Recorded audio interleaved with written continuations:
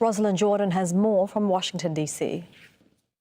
The National Security Advisor Jake Sullivan did appear on some of the Sunday public affairs shows in which he talked about the need not just to try to reduce the risk of an escalation in security crises across the Middle East, but also about the fact that the Secretary of State, Antony Blinken, is on his way to the region to deal with the war in Gaza.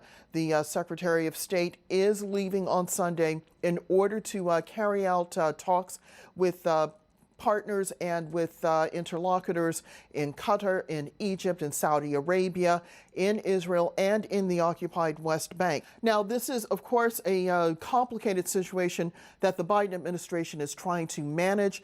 One point that Sullivan kept stressing was that the U.S. is not looking for direct confrontation with Iran, which is something that many Republicans in the U.S. Congress have been calling for. The Biden administration is trying to underscore that it's trying to reduce tensions because it wants to see ultimately an end to the war in Gaza, a return of the captives back to Israel, and to try to establish the groundwork for an independent Palestinian state. It's a lot to juggle. A lot could go wrong. That's according to a lot of military observers here in Washington.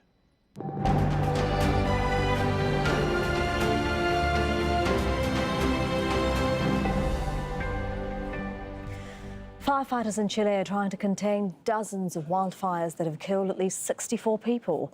Strong winds and scorching heat have been fueling the flames in the coastal Valparaiso region. President Gabriel Boric warned that the death toll could rise. He also warned of severe consequences if anyone is found responsible for deliberately starting the fires. It's hard to think there are horrible and heartless people who inflict so much pain. But if these people exist, we will search for them, we will find them, and they will have to face not only rejection by the entire society, but also the law. Our Latin America editor Lucia Newman is joining us live from Viña del Mar in Valparaiso. And Lucia, talk us through what you've been seeing since you've arrived there. Well, right now, I've actually been here for a couple of hours. We've been accompanying a firefighting brigade in this field, which is part of a forest. And as you can see, they are dousing fires, but you don't see flames because the fires are actually underneath. It's actually from the roots of these trees, mainly pine trees. And we can feel the heat underneath our feet, in fact. This is a painstaking and slow process. For every 10 of these trees or roots that they douse, another 20 plumes of smoke appear in the horizon. So this is going to take them days, if not weeks, to actually extinguish. And this is happening all along this region. We were also in a neighborhood where people lost everything they had. They tell us that while they were just basically sitting around their house, they suddenly saw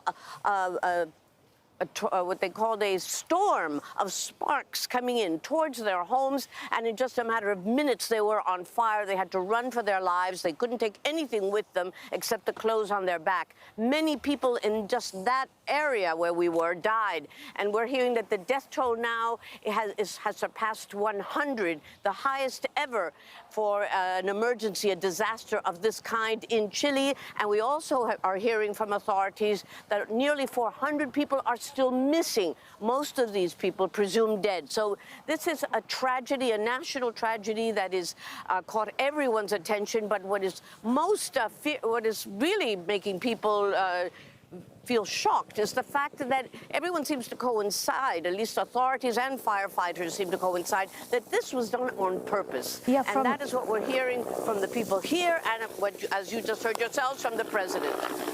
Exactly, Lucia. From what you're hearing, it sounds like they were deliberately lit. Has that happened in Chile before?